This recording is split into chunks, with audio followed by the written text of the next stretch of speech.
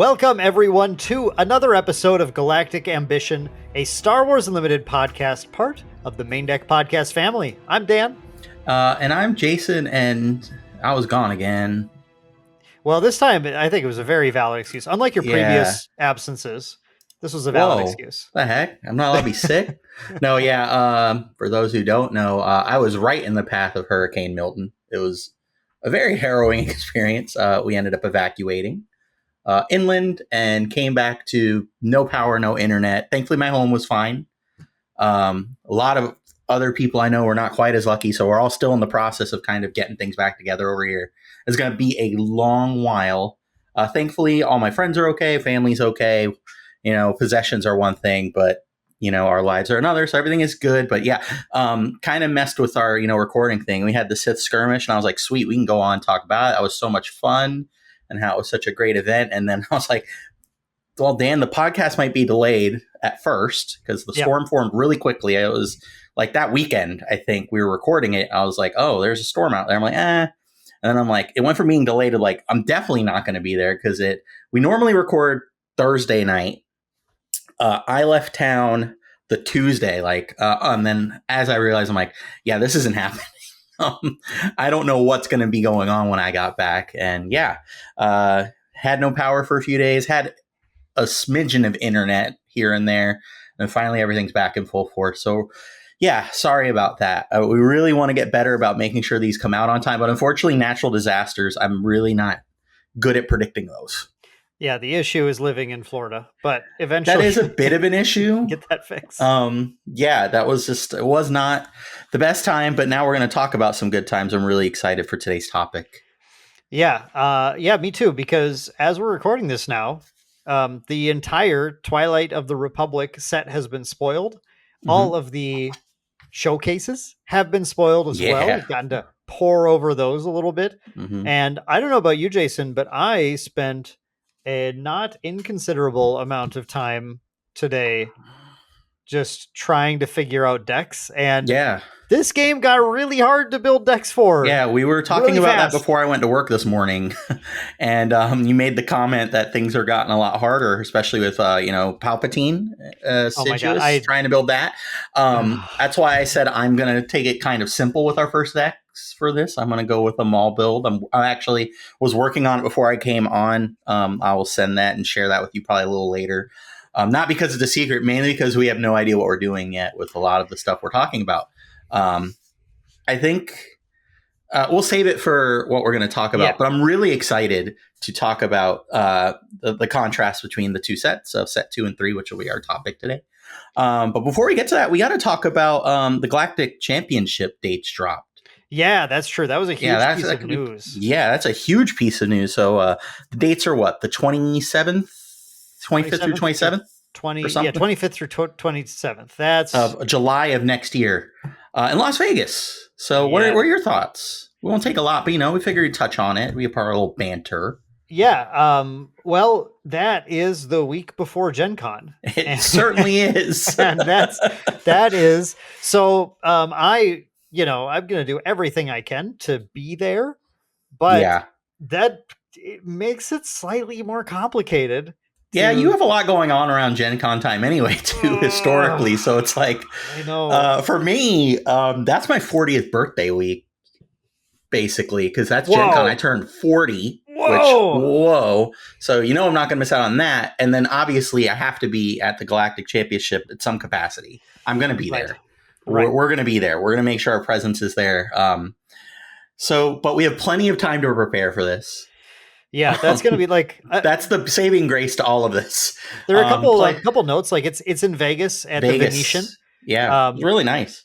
Vegas, nice to fly to. Venetian, a little expensive. I know I've seen locals talking about just booking at a different place on the Strip just to get a cheaper price. It's apparently just one of the more expensive of kind of the traditional Strip casinos. So that like. I was expecting it to be in Minnesota. I thought for sure. And fiscally, I was hoping it would be there too. I really Florida to Las Vegas is nightmarish. Oh, in really? terms of pricing. Yeah. I think I'll be able to make it work, especially as things, get closer and more budget airlines put their, you know what I mean, stuff like that. Historically, though, I have stayed away from going out there due to some of the flight prices, but there's no way I'm going to miss this. Plenty of time to tell my job I will not be at work for like almost 2 weeks. Yeah, I want to just on that point. Yeah. Well, the 2 weeks, that's going to be, we got to figure that out. Yeah, that's wild. But just on the point of like having enough time, this is one of the farthest out dates I've seen for a world. For any level event, but especially for like worlds, which for is a fantastic. TCG, which is we great. Need stuff like this. Yeah, I want to give props right away to FFG for actually just putting this date out there a full like 9 months in advance. That's remarkable. That's great. That's so much time. And so the fact that it is the week before Gen Con, like if they were announcing this in like April or May or something, which is maybe more closer to a traditional TCG announcement timeline for that, that'd be like, oh, I don't know. But like I have the time to figure it out and I really appreciate that. So yeah, and I'm thankful because if I would have got this like 2 months out before, there would have been no shot. Yeah. Because there's no way, because Gen Con, we would already planned that done in the bin because we put that to bed in January. Yeah, we do that in January, which is I think the wildest thing about this is that the event is a full 2 months before we plan Gen Con. And when we plan Gen Con, it's always like I have to wrangle people to get together to plan it because it's so far away that nobody has any like immediacy at all to like trying to get the schedules together. So yeah, it's crazy how far out it is, but I think that's going to be really helpful. I wish it wasn't as close to proximity as the date of Gen Con. I think a lot of people do. We don't know the optics on that. We don't know the inner workings. But at least there's plenty of time to prepare. And people will probably make the decision on going to this over that, which, this is, I do think it's going to be can't miss, especially if they have like side events and stuff like that or things going on for people who do not qualify. And obviously because it's open anyway, why did I talk about that? I'm mixing up Final Fantasy World because when you were talking about that, actually, it's funny. So when they announced the World Championship for Star Wars, as a parallels to Final Fantasy Nationals, we didn't know about it until like 4 weeks, like 5 weeks, where it was going to be. So, or what we knew where it was going to be, but the dates. Yeah. So it was like this mad scramble to schedule things. And I think that's why my brain went to that because I wanted to talk about that versus this where we have plenty of time to figure out travel accommodations, where we're going to stay, budgeting, stuff like that. But I think it's going to be a can't miss event. So I'm really hoping a lot of people are able to make that pilgrimage and join us. And for the championships out in Las Vegas, it'll be a lot of fun. Yeah, and I want to mention too, we said it's a week before Gen Con. It is actually also the week of San Diego Comic-Con. Yes. Which is like, that's not a con that I ever go to because it's a lot more focused on just the media itself and less about just like playing games and everything. But that said, it is still something that a lot of people do try to make time in their year for. Yeah, I know plenty of people who go to that. To choose. So there's going to be a lot of choosing, a lot of decision making, but it's still really exciting to have all these things to go to and celebrate things we enjoy. And it's just another thing on the list. So it's really exciting. I'm looking forward to it and trying to balance and spin all those plates, but I think we'll be able to make it. Yep. So hoping to see you guys there. That's going to be a fun time. So Jason, before we get to our main topic, why don't I just jump in and do my usual little bit of do your thing. Advertise for us. I'm going to fix my microphone. Okay. So while Jason's fixing his microphone, I just want to let you guys know, first of all, thank you so much for listening to another episode of Galactic Ambition or watching us on YouTube.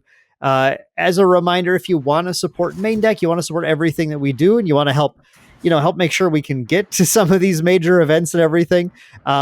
The ways that you can help us, there's some very cheap, free, easy ways to do it. And then there's, of course, ways that you can help us monetarily a little bit as well. Of course, if you just want to do something cheap and easy that takes no time at all, like the video, 5-star review on the podcast platform, subscribe to Maindeck, do all that stuff, engage, comment down below with, are you going to be going to the Galactic Championships? Let's hear from the audience, what you guys think about the date, the location, all that kind of stuff.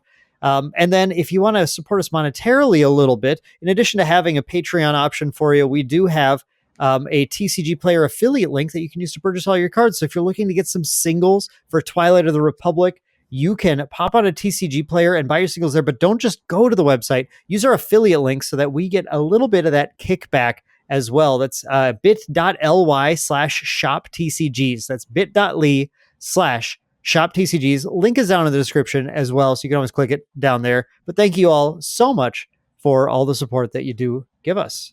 Jason, is your mic fixed? Did I buy you I'm good. It was just loose. I got a new stand for it, or mount for it, like we were talking about during the Sith skirmish. For those who don't know, during the last half of the Sith skirmish, I was just holding my mic stand because it fell off my desk. But you wanted to feel like a real reporter and like hold the mic to your mouth. It was not great because I guess imagine if you held a real mic with the cord, there'd be slack. You'd be able to hold like this. Instead of holding this giant metal arm while up against my computer chair, while trying not to have it move too much so it doesn't hit my desk. And then my cat thinking it's like a toy because it's dangling. So it was a whole cool experience.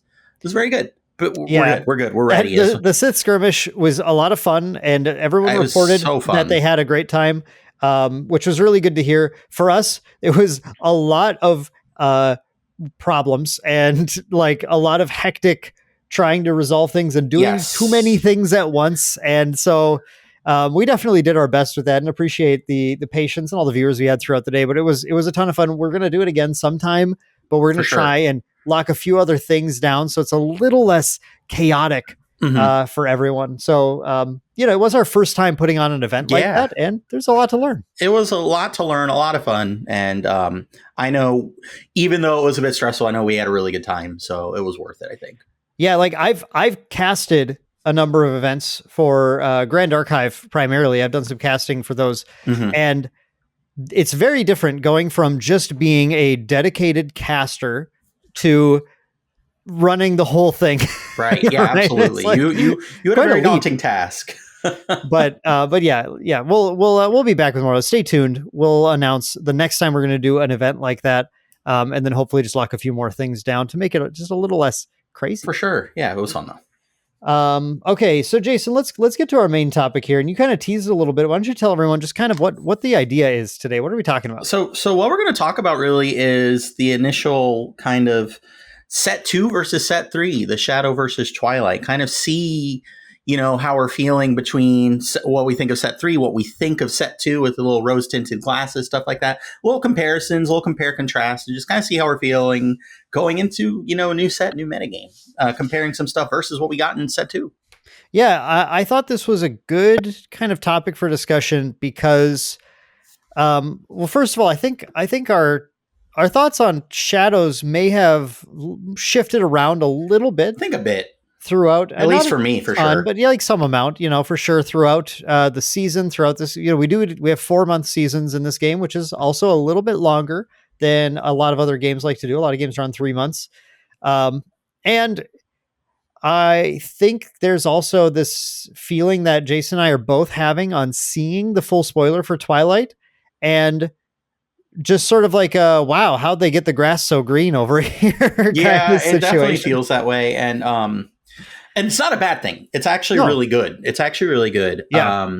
It's not to say, we're not here to say that set 2 was terrible and bad and you should feel bad for playing those cards. It's more so just kind of, what we're seeing as we go forward and compared to what we already have. It's kind of a neat little just comparison.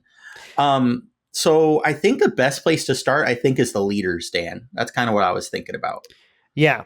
Let's not bury the lead or bury the leaders, and we'll begin with. We see, you like that? Well, I'm burying some leaders for sure. Here. Well, okay. There's a couple that. Okay, so Jason, let's just start by talking about Shadows. So Shadows had a set of 16 leaders, 18 leaders with Moff Gideon and Mando. Correct. 18 leaders, and we have seen now that many of the planetary I think all of the planetary qualifiers, maybe are there a few left? I'm not sure. There might be. Maybe. I'd have to. There might be a few left. I think there is. But let's just say a lot of the planetary qualifiers have completed. We've started to see results come in at some of the biggest events that we've had yet, where people were competing for. Like a lot of these, we've had events for cash prize and stuff, and there's no wrong with that. But this has been ostensibly the most valuable prize yet, the day one buy at the Galactic Championship, which is just a huge boon to anyone who gets that. So people are bringing their best out and competing at their best. And the long and short of it is, how many leaders, Jason, from Shadows do you think have ultimately really impacted the metagame? Not many, honestly, unfortunately. Yeah. I don't think enough for my taste on a personal. But so let's go over the leaders then that we know have impacted the game in some sort of way, like in a metagame. Young Han obviously has been a deck that people are exploring. At the Sith skirmish, we saw some incredible Young Han players. Yes, we saw did. In the semifinals, a little what some might even consider an upset with the one of the Bobas being defeated by the Young Han, and then that player moved on to the finals. Young Han definitely has been ever. Kira has been for sure common. Yep, Kira taking the place of like just the blue green control deck leader. I wouldn't say replacing Krennic, but being an option based on kind of expected matchups or something like that. Yeah, Kira for sure. Some amount of, let's see. I think those are the that's to me, really it. Those are like the two main ones, right? The two ones There's been splashes of people playing Rey to some success. Yep, there have been some Hondo to some success. I'd say like it's maybe Rey is third. Yeah. And Hondo, I think, is down there with the, like, we saw that awesome, like, aggro Lando, the aggro Kylo, stuff like that. Kylo, or like the Reanimator Kylo that we put up as well. Just have to talk about your deck. You know what? I'm proud of it. It's a good deck. It's a good deck. But there have been some of those just sometimes making top cuts here and there. Occasionally, I think the Rey one has come up with a few. Like, I think one of the planetary qualifiers was won by a Red Rey. Yeah, I remember. So I'd say Rey, we can give Rey up there too, being like having a spot maybe just a little lower on the chart. But after that, everything else is just kind of like it's in rogue territory. These are just kind of like rogue decks that just pop in and rogue to non-existent. I would also say too. I mean, how many Hunter decks you see running around? Well, the Hunter was by far the biggest miss of Shadows, in my opinion. And it's unfortunate. I just think that there's decent leaders, and it's not to say obviously the game is going to be going for much longer than right now. We're talking about in a vacuum. But obviously there's more exploration we don't leaders, but I think that the leaders that do well did well on merits of their abilities and their shells. And the leaders that didn't do well basically did it because there's no point in playing those leaders versus many other options available.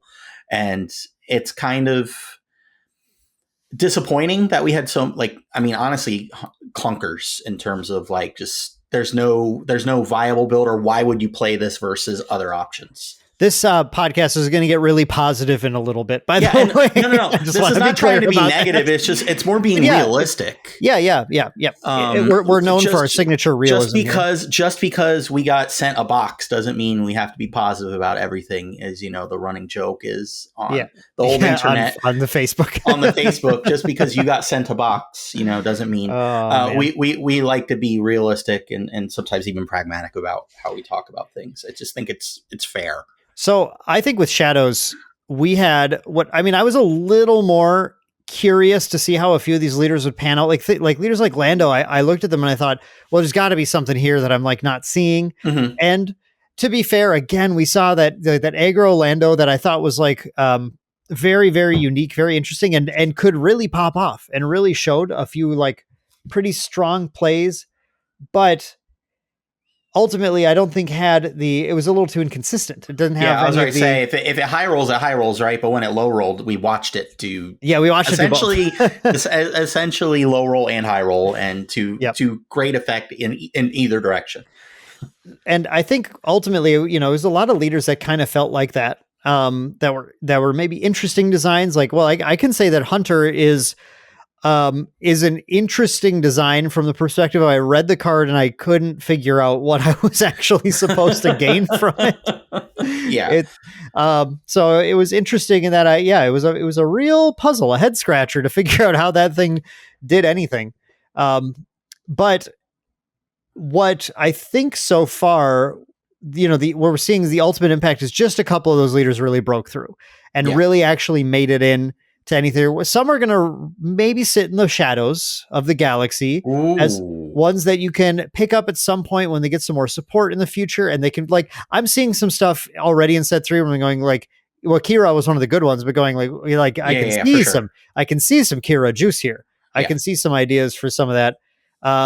But I think, to me, seems like a set of leaders that overall was shooting a bit lower for Sure. power level and landing there appropriately. And this is a common thing in TCGs. Honestly, a lot of TCGs have a kind of a banger set 1 and then a set 2 where the biggest fear they have is power creeping the game out the gate. Sure. And so everything gets pulled back just like a little bit, and like all the deploy costs get 1 added to them and stuff like that. And then so the HP gets ticked down a little bit and whatever. So when that happens, you get, it's sort of a common phenomenon. It's sort of the clunker set 2, and then often it's followed up by a pretty solid set 3. And I feel like that's exactly what we're seeing now. How about you, Jason? Yeah. I agree. I think to segue, I think set 3 is solid in terms of leader base. I think there's just a lot more viability out the gate in what you're reading on some of these leaders versus kind of wondering what can I pair with these cards. Set 2, again, it kind of just does, like you said, there's an ebb.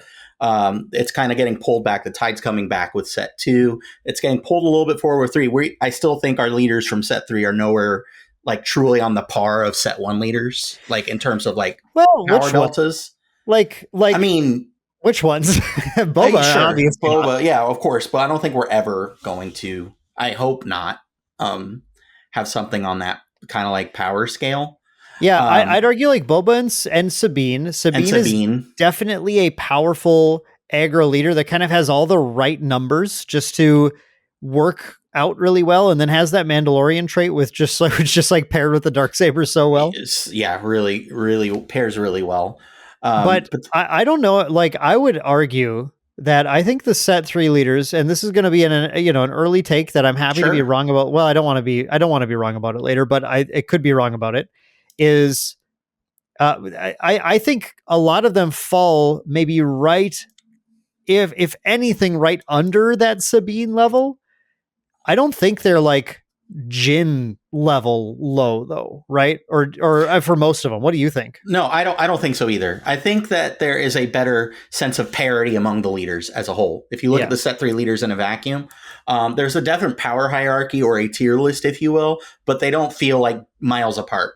Whereas if you look at the set 1 and even some of the set 2 leaders, there is a gulf of difference between power levels and relative playability. I think it's pretty clear looking at the difference between, for example, Young Han and Lando. Like those two are like, to me, like, are like, well, like this one just plays things for cheap, like all the time, and then this one you can smuggle and you lose a resource for cheap. Like that hurts a lot more. Yeah. But with set 3, Jason, to your point, I think you said that there's a power hierarchy, and maybe you can tell, but I actually am like currently having trouble gauging any obvious, like I don't see a Boba level standout necessarily, but what do you think? Are there any of these leaders in set 3 that are like, oh no, this is obviously going to be competing? I do think there's leaders that are going to be competing, but none like this is. But yeah, like one level. Like, because you said there's like a hierarchy. Yeah. No, I do think like in terms of like power level between the leaders, like who's going to be the Boba of the leaders that we have, you think? Yeah. I don't think we have that. I think we have a like tier 1, tier 1.5, like 2 kind of thing, not like Boba and S and then coming down a couple power levels. Sure. So I guess like, so we should just lightly touch on the leaders. Okay.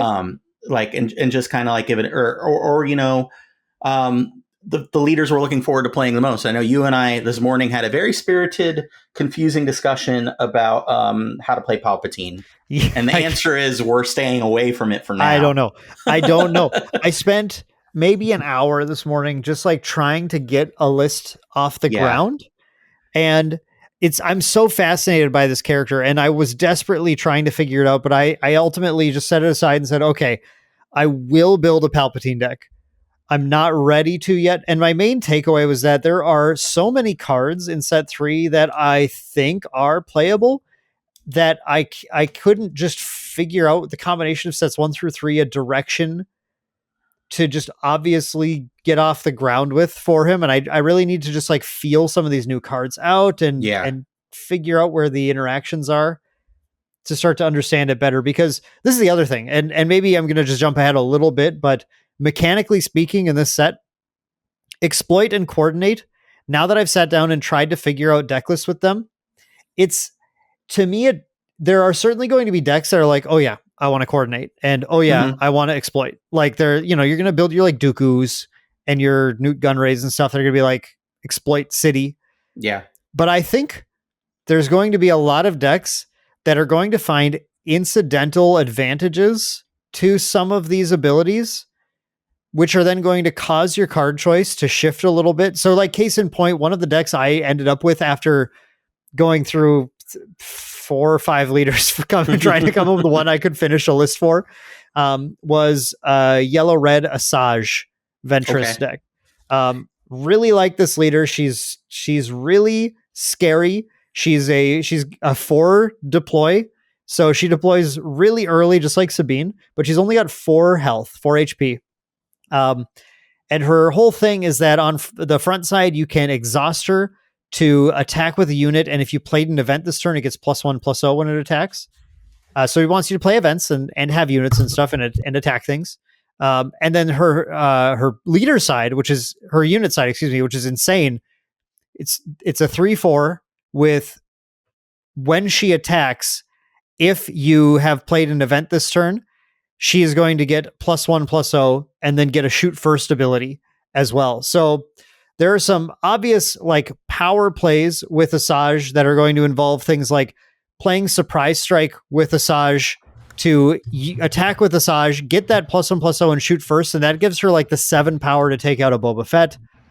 So they're going to be these like really clear lines with Asajj. But as I'm building this deck, I'm like finding, okay, like there are reasons right now for me to look at like Separatist lines of cards. When I look at Separatist lines of cards, I incidentally end up with a couple of units that can exploit. Okay, well, I'm looking at some units that can exploit that are like good in normal scenarios anyway. Well, what are some interesting ways to work in cards that can like work with exploit and get a little extra advantage from there too? So I'm like, well, Rush Clovis can fit in and can make some incidental battle droids that I can sack. Or, and this is where I was maybe starting to get off the rails, but I was like, well, an offer you can't refuse will allow me to take my opponent's thing and then sack it to, and I can sack it to explain. The cool thing about like the Asajj that came in the convention kit, the uncommon Asajj unit in the set, she's a 4-cost exploit 2 with, if you've attacked with a Separatist, she gets +3/+0 that turn. And being a 4-cost exploit 2 allows for you to play her for free on any turn. Yeah. So now I'm on this line where I'm like, well, okay, I could like take their stuff. I also can sneak attack as another way of like getting in a decent unit cheaply. And then since I'm going to lose it in a turn anyway, if I can hold up an Asajj in hand, I can sack the thing I'm going to lose and then any other random thing. And boom, now I have like an Asajj in play. And like, I'm just running through these, like realizing that, wow, like when we start building this, I think it's not as clear cut as just, oh, well, you're playing all the exploits and all the battle droids. Right. It's like, there's actually these mechanics are creating an environment where I also had coordinate in the same deck because there was a good unit. Kit Fisto is actually like really good. I've learned. Fisto is very good. Yeah. He's a 6-drop aggression 7/6 with Saboteur and then coordinate. When he attacks, deal 3 damage to ground units. So you need to have 3 units in play. And right there, I'm like, there are like, I think there's scenarios where you can get the 3 units out and get that attack off. So it's, and then that makes me want to put in maybe some more battle droid sources and stuff. And it all just kind of like, it's created these puzzles that I find really, really fascinating and also really, really difficult to build. And that's, I think, where I've had the most trouble with it so far, but like trouble in a good way, where I felt like, I felt like a lot of shadow cards, like Smuggle is a good ability, but it's sometimes on cards that aren't good. to Yeah. play. No, that's fair. But I find a lot of these abilities, exploit and coordinate, are on units that are actually like statted well already or have good traits, and they kind of work out. And like now I'm like, it's really affecting my deck building and making me go in weird directions. I don't know. I've talked a lot. What do you? Yeah. For me, chime in on it. I've really liked a couple of green leaders. I've liked Captain Rex. I think is awesome. Yes. I think Captain Rex is going to be really decent. And you don't, again, I think, and it's something I want to talk about further, is kind of like the traits this set. I feel like the traits this set, there's so much relevancy, and they did a really good job with making you really kind of think about your traits and how you're going to balance them in your deck. So Captain Rex has been a lot of fun to kind of think about. Obviously, I'm a big fan of low-hanging fruit and kind of just taking the path of least resistance. So obviously, like when we were talking about earlier, the first deck I was looking at was Maul, just because I can very easily kind of jam a Maul list together of things that just hurt my opponent. But then too, I'm like, well, I kind of want to mess around with kind of more of these keyword-centric decks. Maul, I kind of was just like, I'm just going to put really good cards in here. Yeah. And just use my leader to kind of beat face. But Captain Rex, I think Wat Tambor too is another really cool leader that deploys at 5, which I'm really excited about, with a relevant ability in kind of these new keyword-centric strategies or aggressive strategies. Go through Wat Tambor quick for the audio listeners here. Wat Tambor is the command villainy leader that says, action of a friendly unit died this or was defeated this phase. Give a unit +2/+2 this phase. Super relevant kind of mechanic right now. And then when it flips, it does it on attack. And we've talked plenty in the past about, if you're listening to Galactic Ambition, you're hopefully also a Threshold fan. You like making your numbers bigger. We like to hit numbers make things here. Work out better for you. And Wat Tambor's ability to like just play off of exploiting random things, then to get suddenly your 1/1 battle droid is a 3/3 and is like free trading with a Sabine or something. We love to punch up. Yeah. I love to punch up. I hate Boba, but Boba punches up. So, Yep. We love to punch up. Well, that's what like Asajj was like drawing me to as well, because like there are plays where you can have an Asajj in play and your opponent is not free to play Boba Fett. No. And you actually like can. They're in danger. Make them sequence very poorly into you, which is you just ideal. play that razor's edge of 4 hit points the whole game, which is so scary. So all I've done so far, because obviously we don't have cards yet, and Karabast hasn't updated yet. Well, because you they're have doing cards. I have some, but not enough. You got a box. Yeah. Oh yeah, okay. I'm sorry. Karabast is in the process of updating, so they don't have the Twilight stuff available. So all I've been able to do is take my little decks and jam them on Force Table a little bit, which, as we know, is a very loaded demo system where you shouldn't take anything as any fact from how well it does against the AI of Force Table. But even then, I'm using it in the way I think you should, which is just test out your lines, test out your decks, test out the feel of the deck.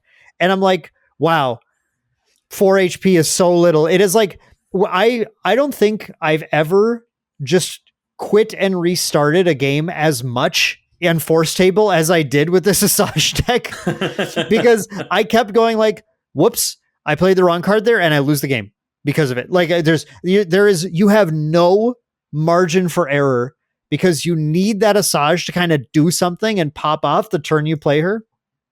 Otherwise, you are going to fall. But I test exclusively against like Boba, because like why would I test against anything that isn't just the absolute strongest deck, right? Right. Yeah, for sure.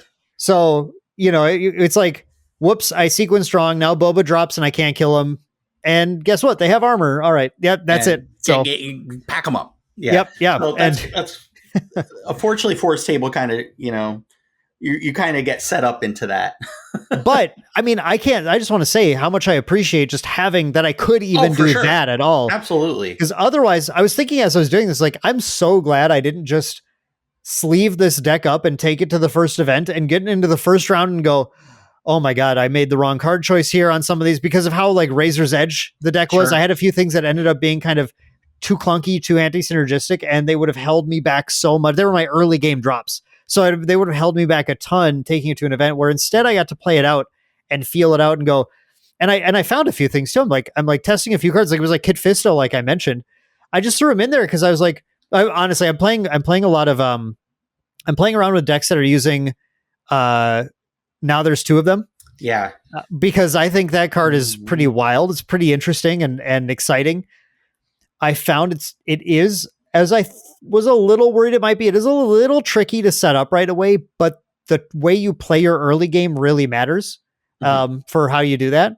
And I played Kit Fisto just because initially I threw like one copy. I'm like, like I want to play Kylo with this instead. The turn you drop Asajj, you can then, now there's two of them into a force unit, a Sith or a Knight unit. I think those are the three off the top. No, Separatists, Force Separatists or Knight. Yeah, the Separatist thing's huge too.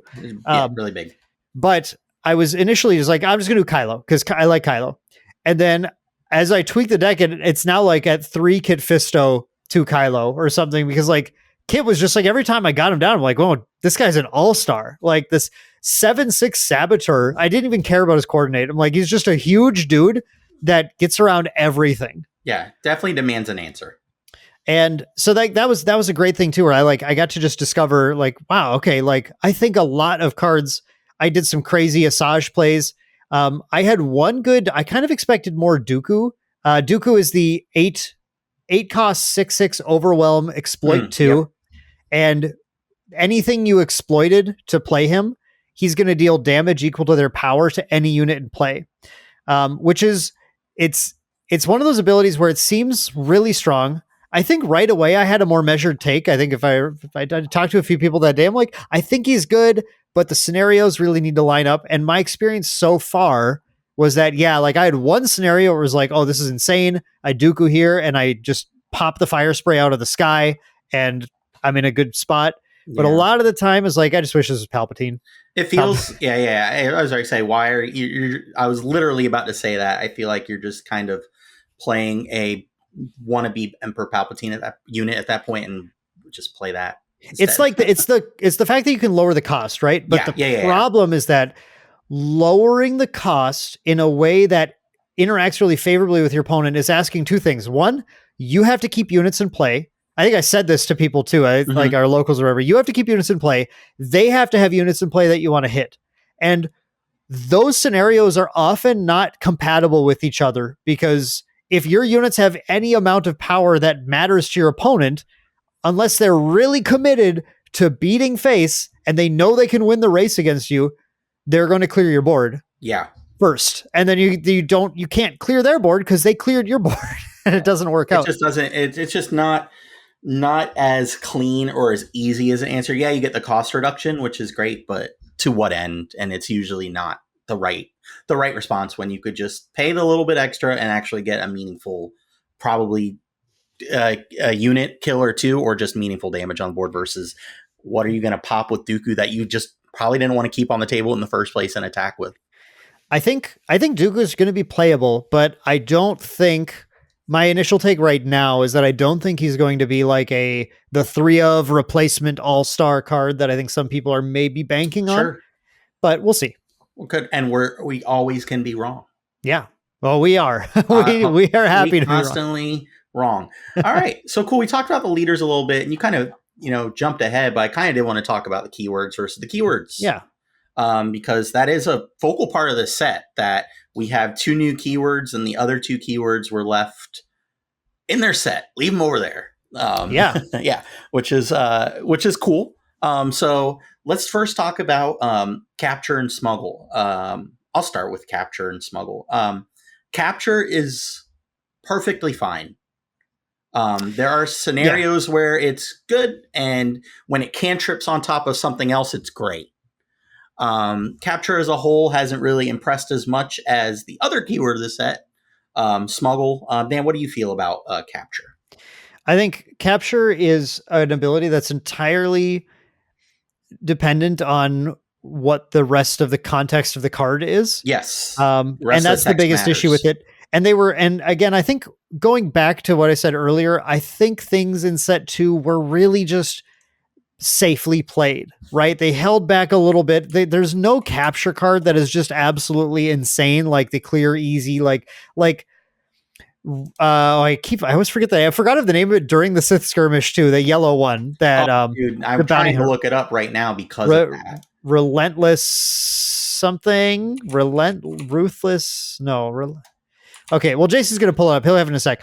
But Relentless that Pursuit. Relentless Pursuit. Yeah. I think it was the most played capture card. I think some people did a little bit of Take Captive. I was a Legal Authority fan. I still think Legal Authority is like it's pretty sweet. Is like kind of all right because of its ability to go cross, like Relentless Pursuit, go cross arena, and it making it tougher to actually get the thing off the board. Providing a little bit more of a solid tempo play. But that's what it is at the end of the day. It's like capture is largely a tempo play in the game because if you have anything with any modicum of stats on it that's capturing something else, your opponent already wanted to kill it because it's stats that are on the board. And now they just get rewarded for killing it too. So it's not like a true removal. It's just giving them it's like, okay, well now when you could do the thing you wanted to do, which is kill this, then you're also going to get your thing back. And it's going to make it a little harder to kill the thing because you're going to like take a unit that could have attacked it potentially or something. But then there are some capture cards that are like, oh, I can only capture lower power things or whatever. Like, to be fair, Legal Authority, but I like Relentless Pursuit. And they're both like that. So, but they can trip well. You get that's and you made a really good point. The other text on the card for capture is just really what's making them relevant. Capture as a whole, like by itself, is perfectly fine, but not like super great because again, if they're capturing it anyway and it's on a unit that they wanted to kill anyway, they're just probably going to either find a way to kill it or they didn't have a way to deal with it anyway, and it's just another problem that they can't solve anyway. Now capture is going to continue to show up though, like it is in Twilight. And I think that's the thing that is most curious is just to see they did a couple reprints in Twilight, like Take Captive was reprinted, but they have a couple new units that are maybe starting to look like a little bit more of a juicy use of capture. Is it OC Sobek? Is that the one? Let me pull it up. Random capture guy from Twilight. That seemed kind of good. I think he's the one-played one. The CV. Yeah, OC Sobek is the 6-cost command 3/6 separatist with exploit 3. And when played, this unit captures an enemy non-leader ground unit with cost equal to or less than the number of resources paid to play this unit. So that's OC can capture on play anything 6-drop or less unless you exploit them. Then it goes down, by the 2 times the amount of units exploited. And OC is doing the thing that I like with Asajj, where he's a potentially free thing where you can kind of try and get some value off of some other, interactions. But when you play him that way, then you don't get to capture anything. But I think this kind of capture on play is something that like on a decent unit is like a little more relevant because you're not rewarding the opponent for killing some big thing that they wanted to kill that you had to also play. Right. You're doing it. It's a 2-in-1. You don't have to take captive on a unit. It's a unit that's going to do the take captive immediately. And feels to me like a little bit more of a useful tempo play to have. So that feels good. So then while we're on the subject, what do you think of Cad Bane? And Cad Bane is the other one. I think Cad Bane is a card, and like to my ultimate point that I was trying to make, I think they're going to continue to tweak the power level of the context of these capture cards. So they are getting them to be a little more effective, a little more playable than what I thought was like a more reined in version in Shadow. So Cad Bane is a 7-cost cunning villainy, 7/7 underworld bounty hunter with, when played, this unit captures up to 3 enemy non-leader units with a total of 8 or less remaining HP. And then has, on attack, the defending player may rescue a card they own guarded by this unit. If they do, you draw 2 cards. So Cad Bane he's a legendary in the set, and to me, he seems like a pretty effective card at really closing the game down because of his ability to capture multiple things, really disrupt a board, like get through multiple sentinels that were kind of a problem. And then you have it's purely your option, whether or not you want to attack with him to allow your opponent to rescue things back at a slow pace while you draw more cards. He like kind of has, he's a full package. He's a big unit. You don't even have to capture anything if you don't want to. Yeah. You just get a you just need a 7/7. There you go. But then he can also be used to like clear boards, to clear space. Again, he captures across arenas. Yeah, he does not care where he's getting it from. Yeah, I can't stress how like I think that's a really important part to see on playable capture cards. Yeah. And then he has the ability too, if you're doing a late game grind deck, to like just give the opponent the tempo back slowly, where it still hurt them, right? The amount of time he just took things off board, but then you draw a million cards in exchange and just win the resource war late. Sure. I think. What do you think? Sweet. I mean, are you? I think he's pretty sweet. I think he's good. Pretty sweet. I think he's good. I think people were kind of being a little disparaging because you doesn't you capture 3 units. He doesn't get to do his trigger on the first turn. He comes out, whatever. But I also I think you kind of nailed it too. Like he's going to clear the way. You might have other beaters that are already doing the work, and he just comes down. He's like, all right, well, I'm just going to get these out of the way. If you want those back, you either deal with him or you just keep getting punched in the face by the stuff I'm already punching you with or attempting to punch you with. Like those sentinels in a later game too. Like it's just, it gets rid of easy obstacles. And again, it's also well statted. A 7/7 for 7 is perfectly fine. I just want to like draw the comparison between what Cad Bane does and a play that most people would salivate to have in any game, which is to Overwhelming Barrage on your 6 power unit. Most of the time, Overwhelming Barrage is played on at best 5 power units. You're talking like I just blanked on their name, but the 5/5 if you control leader attack is +2/+2. Yeah, the one guy. Blanked on the green guy, or fire spray or something. But getting it on a 6/6 is usually like you usually get like a pretty powerful board clear out of that. And Cad Bane can kind of do the same thing. Of course, they're not dead. They're going to be able to get them back. But of course, it comes on a 7/7 body, right? So it's like there's a reasonable exchange here, and it's 1 card instead of 2. I actually I'm a big Cad Bane fan. I think he's going to make an impact on the metagame. I think he's going to be a playable card for sure. So capture is sweet. It's evolving a little bit in Twilight, which is awesome. But then there's smuggle. Yeah. And smuggle in a world without tech, I think smuggle would be just fine. The cards that have smuggle are cool. Like Hotshot Blaster is super sweet. I think there's a couple that really are good, right? Yeah. Like, absolutely. We're going to continue to play Hotshot. For sure. We're going to continue to play Timely. Yeah. There's going to continue to be random copies of things like Smuggler's Aid. And the blue one that like heals and puts an experience counter. I'm blanking on the name of that one. And a few units like Cassian are going to continue to see play as well. It's just an awesome card. Yeah. Those are the solid ones. And then tech, obviously. Tech is just nuts. But yeah, I mean, I think my big takeaway with Smuggle is that Jason, you and I went in with Shadows are like Smuggle is the greatest mechanic. It is so sick. It is going to be incredible.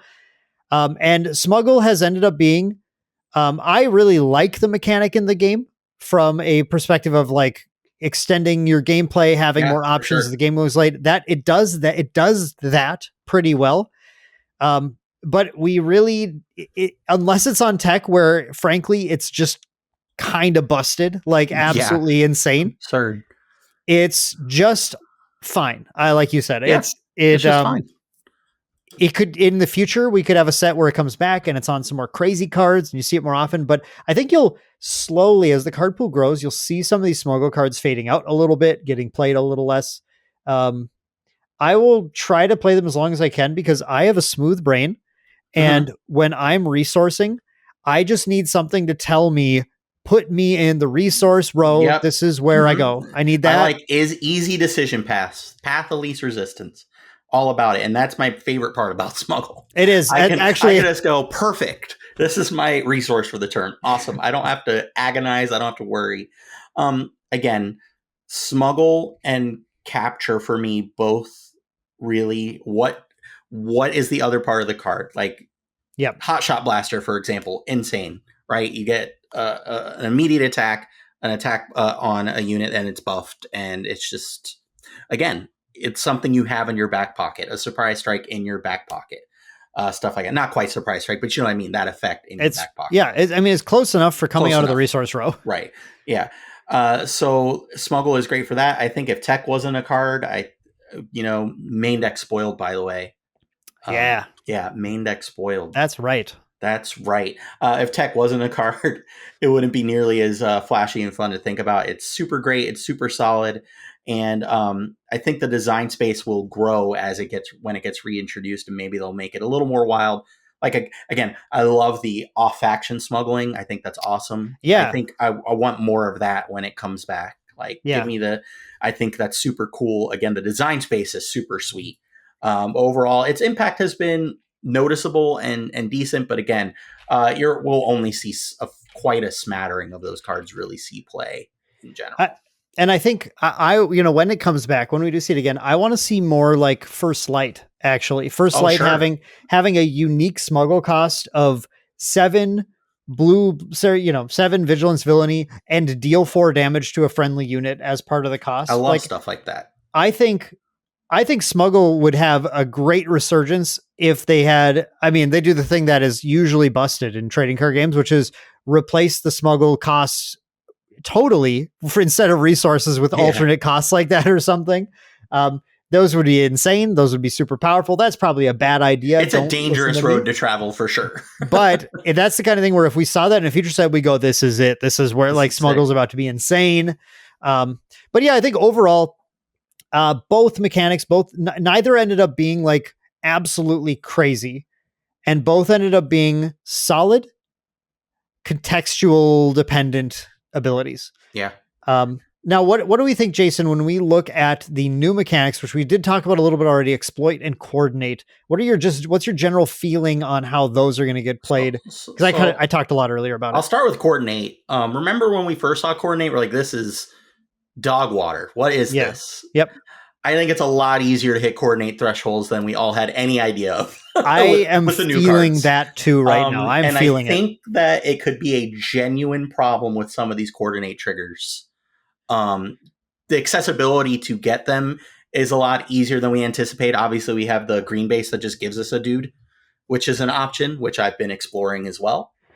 I think that a lot of people talking about this game, a lot of people who post on social media immediately trash coordinate.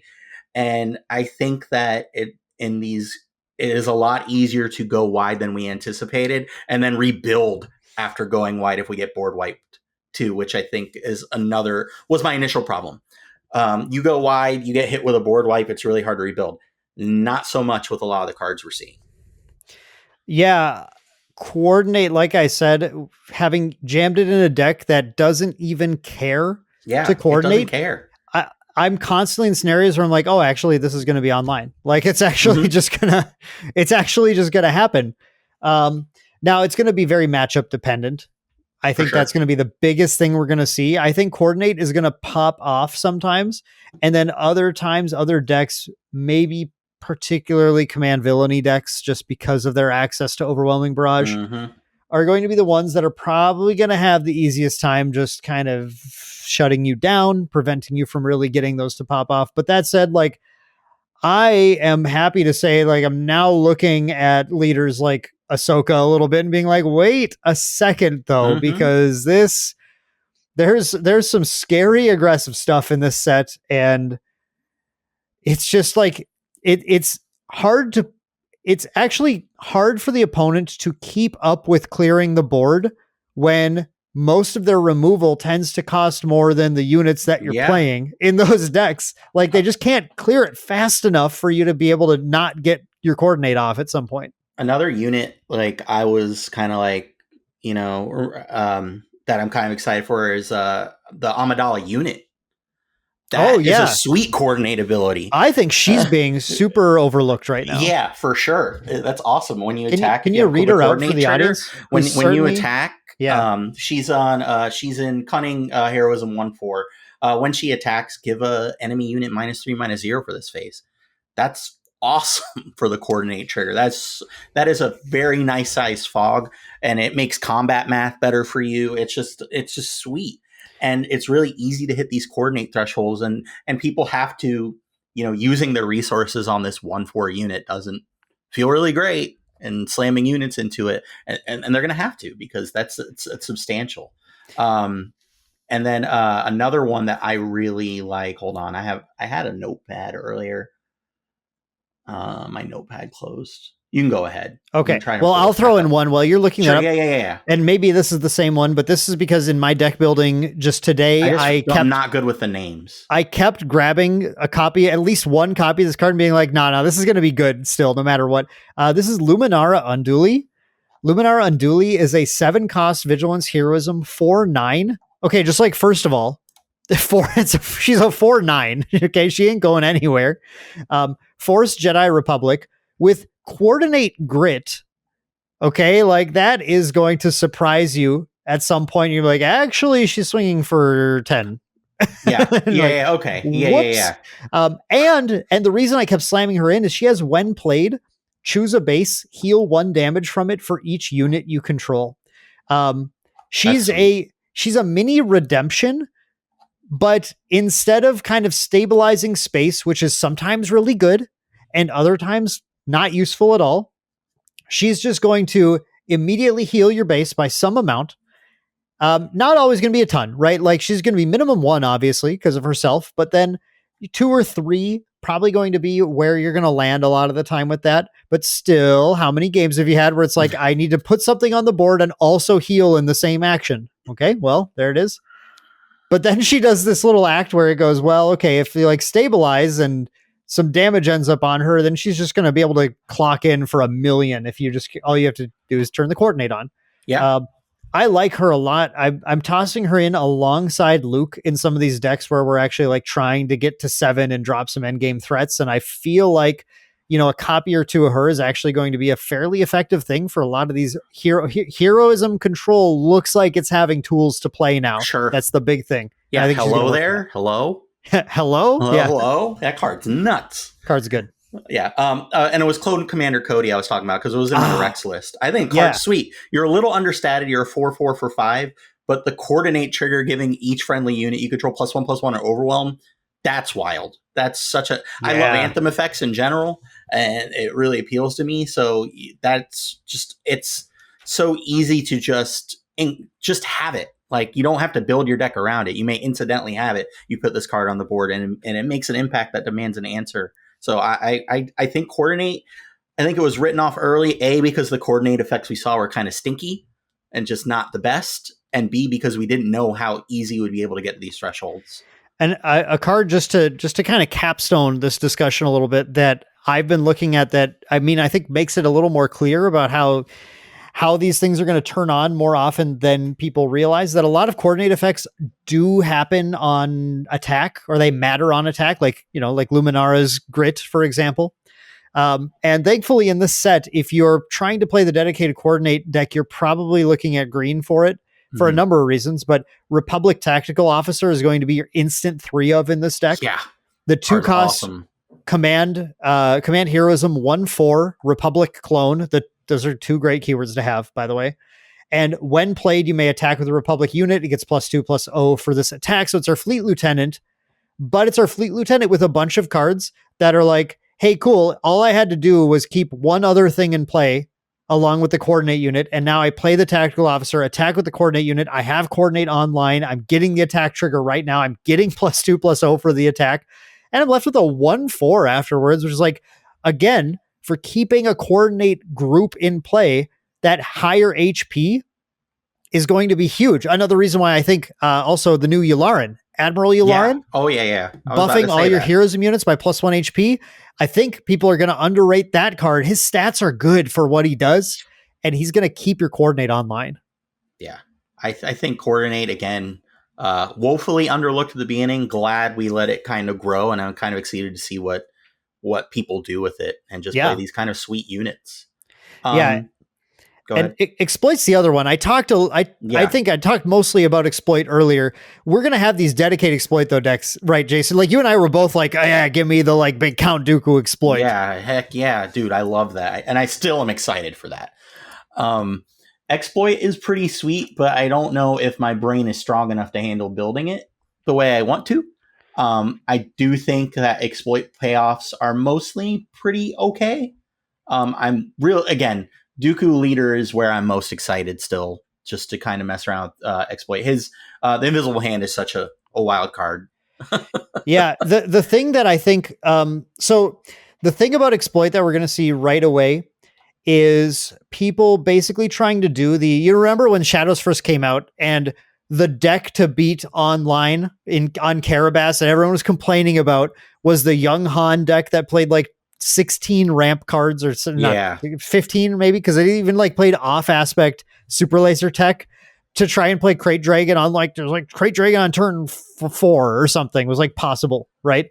Um, and look how that performed in the meta game ultimately, right? And so I do think there's a similar deck going around right now too, which is the green blue Count Dooku deck that it has the ability to play a turn 2 Malevolence. That is a possible thing to do. It's I think just the fact that we're on a podcast right now makes it difficult for me to explain the exact line, but it is the keys to you can piece it together at home. It's not that hard to figure out. Poggle the Lesser is your turn 1 play because he exhausts to make a separatist a battle droid when you play another unit. Battle droid. And then your turn 2 involves playing something that dies and makes a battle droid like the Separatist Courier, activating Poggle to get another thing, using Dooku to give exploit to another courier to sack your first courier, to then get the battle droid from that, the battle droid from Poggle, Poggle itself, and the new courier. That's your 4 things. You sack all those and use the extra. I actually just explained it all. Then you sack all those and use your extra resources to play Malevolence. So it's a turn 2 Malevolence. It's totally doable. You're left with like, I like put this out and I was like playing it out to figure it out. And like, you're left with 1 or 2 cards in hand or something. And to be fair, a 7/7 restore 2, the ability doesn't really matter, but it's a big 7/7 on turn 2 is going to be like tough to kill, but, and you are also going to have one thing protecting it from your opponent being able to like power the dark side. Yeah, I was going to say, I could. You have 1 unit to fade that. Yep. So you can fade the power with the battle droid that you have left over, but I just think that you need this giant sequence to come together, and you're going to get a couple cracks off, and your opponent will probably find a kill for it at some point in a lot of games, or at least can tweak the deck to be able to kill it. Might be a situation where it can just get captured by something random, if they even, which would be like somewhat funny, but probably like not that effective because then they get a Malevolence when they kill your thing that captured it, which seems good. Yeah. But yeah, like I expect that to be kind of memey and fade away like the Crate Dragon decks, but I think it does showcase the power of the dedicated exploit decks to like have these sequences that are like playing Yu-Gi-Oh! Effectively, just like boom, boom, boom, boom, boom, giant thing, I win the game. Maybe, right? Yeah, maybe. Maybe. Again, exploit is cool. The biggest issue some people have had with exploit is in our legendary package this set. Exploits on them, and they cost a lot for decent-ish effects, I would say. And I guess we'll see what people come up with. I'm still really excited to explore more of a not crazy wombo combo-y kind of Dooku deck. Just like incremental payoffs, cheating things out, and just paying off with that. I think there's merit to that. I think that in a weird turn of events, I'm more excited for Coordinate than I am for Exploit. I was the complete opposite. I think I'm still more excited about Exploit. Like I said earlier, I think it's going to incidentally get played a little bit more because you're going to have scenarios where you have units that have just taken a lot of damage, or they're like Bazine Natals that have just kind of done a thing already, and then they're just vibing on the board for a while. And you're going to turn those into some pretty potent tempo plays that I think are going to be worth it. I'm even starting to, I think we talked about this last time, I'm starting to potentially come around just a little bit on Invasion of Christophsis. Because of the Separatist tag on it, making Dooku able to exploit 5-it to make it pretty cheap. And because we've seen a lot of, like, I never would have expected you could play turn 2 Malevolence. I think that's just showing, like, that is sure. is a lot of ability to kind of pump out a lot of things. I'm standing on business. I So think no, that's fine. That's I good. have to, because one of us have to be true to ourselves Yeah, in yeah. this podcast. And let's be honest too. If the opponent just like cheats out or finds a way to cheat out a Supreme Leader Snoke, which is actually very doable now with there are two of them. There are two of them, yeah. And that's funny because he was a clone. If your opponent finds a way to cheat out a Supreme Leader Snoke, your entire exploit deck is just dead. Just go pack it up, game 2. Yeah, thankfully you're playing blue or green, and you can find a way to deal with him. But yeah, that would not feel nice. There are, like, I think compared to Coordinate, the hate for exploit decks is firmer, like more of a decisive, Absolutely. Like just scoop right now. Whereas Coordinate, again, I feel like it's just an extra layer. And an added layer, an added benefit to your deck, where exploit is a key portion to your deck and mechanic to your deck. Let's get to kind of like close this out with the heart of our thoughts here. Absolutely. We talked about the leaders. We think we're generally more excited about the leaders. I think a lot of them are good. I think a lot of them are playable. Mm-hmm. I can't even decide on what to build, and that is very different than how I approach set 2. I keep getting halfway through a shell and not stopping because it's bad, stopping because I'm like, oh, I actually have too many options. I don't know, like these all feel really good, and I don't know which one to do. And I've done that with several leaders, and I think it's all but like 2 of them I like would immediately put a deck together for if I just like had the cards in front of me and, you know, wanted to. So it's, I think the leaders are really good. And I think that's like basically the opposite of Shadows, where there are like 2 leaders that felt like they stood out or I wanted to play them. And then the other ones are all like, whatever. Yeah. Mechanically speaking, I think you and I, now it could just because it's new, but I think we're more excited about how these new mechanics, plus the addition, it's like, we didn't really mention it that much, but the addition of token units in the game is like, I think that's honestly like the biggest thing about the set is like, it's going to change the dynamic of the game massively. But I think that was, we danced around that with our discussion of both of the mechanics, right? Yeah, for sure. So I think we're pretty excited about how these are playing, finding they currently feel more exciting maybe than we expected. Whereas by the end of Shadows, we felt Capture and Smuggle were good, but less exciting than we expected. Yeah. Does that sound right? I agree. I think as terms of leaders, to kind of like succinctly put it, I think the leaders are, there's a bigger pool of leaders and more of excitement to build from than I had with Twilight. And I think, Shadows, and I feel like you're kind of in the same wavelength there. Yeah. I think the mechanics honestly are a push in terms of how I feel about them, between how I feel about set 2 and set 3. And I think by the end, obviously, when we do the same discussion, you know, come around for set 4, we may feel similar to the same thing. I think the tokens, we probably could have touched on it, but it was kind of baked into the discussion we have. That's a layer of the game that's super exciting, and it's a whole new element that I knew we would get there at some point. I'm kind of surprised that we're there now, but I knew we would get there, and I'm really excited to mess with that. Overall, I think my excitement is higher for set number 3, mainly due to the leader pool. I think there's so much more excitement and things to do the build. And secondly, because I think the traits matter a ton. Yeah. There is a wider spread of traits that matter. I'm sorry. Now versus then, I guess I should build some Mandalorian thing because of Darksaber. Whereas now, I think obviously Troopers have legs, Separate have legs, and Republic is pretty sweet. I feel like actually that's a great point. Just like in Shadows, we did have a push for a Mandalorian tribal, but it was never actually good. No, it was just you played Darksaber because and that was like it. It felt like it was missing the core like glue cards. Like we went over the Fleet Lieutenant for Republic that exists, and there's some of these Separatist unit that are like I'm I keep getting halfway through deck and be like, oh, I might just go full Separatist because I feel like there's a payoff. There's some payoffs here that really make sense, and that feels better. It feels more exciting. It might be a little more. Do you think, Jason? Do you think it's perhaps a little more on rails? Is that a thing, or is that not a problem? Well, I don't think it's a problem. I think I actually really like that as a design path on a personal. I think giving some amount of rails, it helps people like myself who may not be the best deck architects I like knowing that this is my package and this is kind of like my go-to. And I think that's okay. So I think there's a little more on rails, but I don't think that's a bad thing. Yeah. And like I said, too, like I think I think you're going to be messing around with some little packages in different decks that are going to work out just fine still anyway. Also, because I forgot to mention, shout out to the new red base.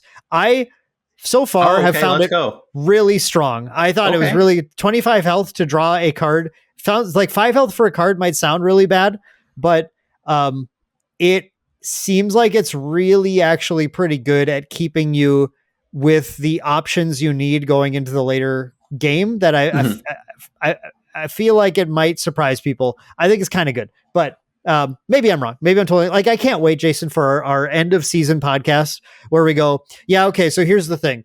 The turn 2 exploit deck was absolutely broken. They had to do their first banning ever.